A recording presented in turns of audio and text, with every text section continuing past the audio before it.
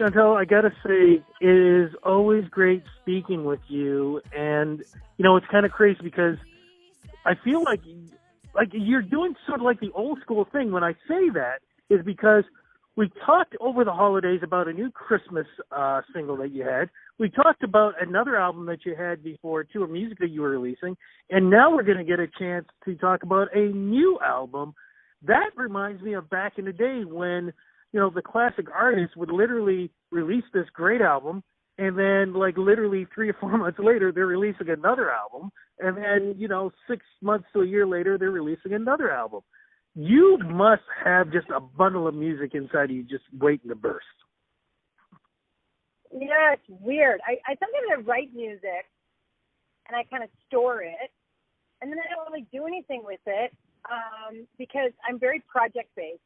So I don't know about other procrastinators out there, but the way I function is it's like I get something on the schedule, there's a deadline, and I kind of just hunker. I love being project-based. So that's kind of what happened with this album that's out now called Get To You. I actually did the project 2 years ago, then released Moon versus Sun, and the timing was just, they were going to be on top of each other, a little bit overlapping, so we decided to just wait. And then it was kind of Christmas time coming up, and I thought, rain's away. Why don't I go ahead and make a holiday album, and I can have it out for Christmas, and then I'll drop, Get To You. So it's awesome, just to have consecutively have music coming out. I feel like a teenager again. Okay, before we say anything else, speaking of teenagers, isn't a certain child of yours, did he not just recently celebrate a birthday? Sal yesterday turned 12. Wow. And Rowan turned 16 in January, and Luca turned 15 not even a month ago. So we've got lots going on in our house now. It's all happening. Is that scary when you're watching your children growing up to be men the way, life is, 1 minute they're little kids and the next thing they're growing up? Yeah, it's quite a trip. These birthday, I've always said, it's the importance of the birthday, but they're great because it allows you to sort of take inventory and look at your partner and say, wow, look what we did, and kind of take stock. It's really nice. It is. It definitely is. And please say congratulations to your kids for me, too. But it's kind of funny because, when we last talked at Christmas and, the world was one way, the world is completely different now. How did the pandemic affect, or did it affect, your thoughts on releasing new music?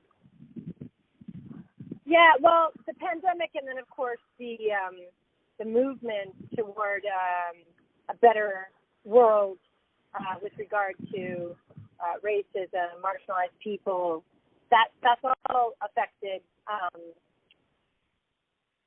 my perspective on releasing and self-promoting. I mean, it seems maybe a little trivial, but at the same time, one has to balance things, right? So the thing is that music is very expressive and emotive, and I've never really been one to release songs that didn't have true, authentic meaning to me. No judgment towards fun, frivolous songs. I think they're great, but I always like to say something of meaning. So this album, I wanted to be conscious of the world around me with regard to putting it out, but at the same time, some of the album is quite reflective of justice and, a life of intention, consciousness. So it felt comfortable, awesome at the same time to release it. So, you get that push and pull in there. How get to you? How I gonna get to you? How do I get to you? How do I get to you? No, absolutely. When you have songs like "Love Is What Is Good" and "Room Full of People" and "Keep Going," those are the kind of songs that kind of reflect on the things going on here. So this is interesting because here you are, you release an album that the music is reflecting the mood of what's going on around the world. But what was your thinking when it was originally written? Well, the same thing, right? Disease, war, injustice. I mean, one of the songs on the album is about an emotional abuse that I suffered as a child at the hands of an adult female. So, that's Shooting Star. And is that Shooting Star? Yeah, Shooting Star. And what about a song like Unforgivable? That it's really a song about having kids and the love a mother feels. And then why is my love for my child? Why would my love for my child be any different than the love I would feel for anyone's child? Right? Why is there prison at all? Why is there prison at all? Is what's in my heart. So, these are the things that are really important to me, and I'm talking about them, whether or not, the rest of the world is talking about it or not. That's what art is all about. It's about being authentic to what's going on in your life, in your heart, in your soul, in your journey. Absolutely. Now, recently, and you know what? And you know what, Rudy? Yes. If it just so happens that your timing is right and other people are talking about the same thing in the East ethos, that's great. And if it's not, that's okay too. Because I really have always felt like you don't want to sing things that, you know what I mean? It's wonderful to sing things that are true to you live, Absolutely. Because I wanted to get into, because recently I think it was a Sunday, June 21st, you did a live chat performance with fans. What was the reaction? What did they say to you about the music? They really liked it a lot. And doing it on the platform I did, it's called Juju Live. It feels like a real kind of setting, a real concert setting, hybrid with bringing your fans into the studio with you, like you're bringing them into the vocal booth kind of thing or into the isolation booth. So it was really kind of my first experience playing a live concert with those songs. And, that's over time, you play a song you've had in your repertoire for a long time, and, hey, it becomes like old hat. But at first it's a little bit, not stressful, but it's like practice, right? So I was feeling a little bit self-conscious, but, the response was people really, really liked it a lot. So that was really, really encouraging. There's no chance, of course, for a long time that you're going to be able to tour this. What other online performances are you planning on doing, or are you planning on any more live stream performances? Well, I really like doing the Juju Live platform, so I'll probably do that again, maybe one or two more, at least during COVID, and then maybe some more with my husband as Linver's son as well. And I like to go live on IG and just play a song here and there while I'm talking to my fans on my live. That's a lot of fun and engaging as well. So it's a different vibe. It's a little more casual, but it's a lot of fun. Now, before we wrap this up, one of the things I've really been looking forward to talking to you about is what's been going on these days with racism being up forefront. And, people fighting about the virus, wear a mask, don't wear a mask. What do you think about all of this stuff?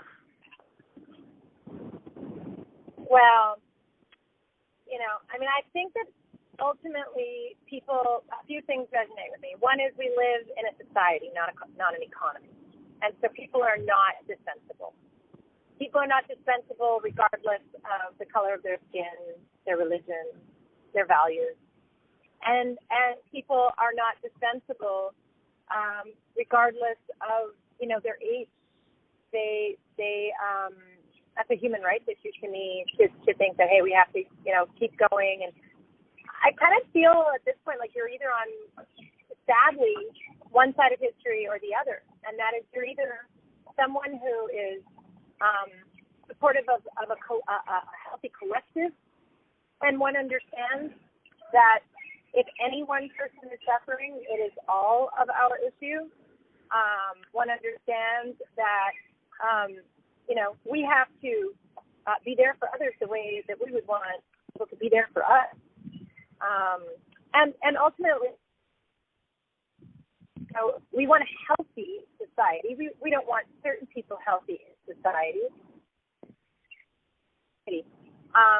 I learned, even just working with War Child over the past, 20 years, that a lot of people feel like, well, if it's not happening to me, then it's not really happening. You see, that isn't true. Conflict ultimately inevitably shows up on our doorstep, and that can be in the micro, in the macro, in however it shows up. It does show up. So we have to take care of our brothers and sisters. We're all here on this planet, refugees together. We all are. We don't know that there's another planet or anyone's trying to save us from nothing. So we have to take care of each other.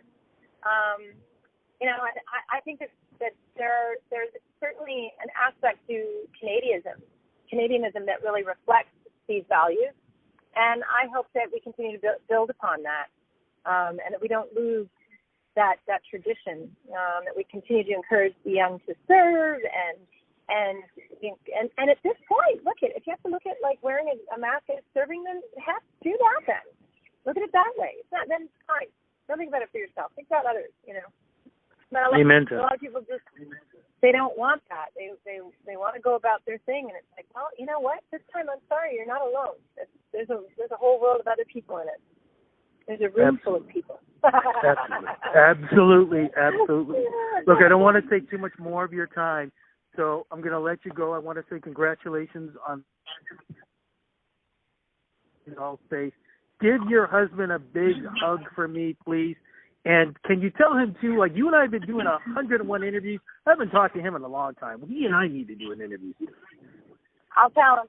I'll get right on it, Rudy. For you, I know. Look, love you. Be safe. Got it. Talk Consider soon. It and love again, you, man. Okay, brother. Talk to you soon. Okay, bye-bye. Bye.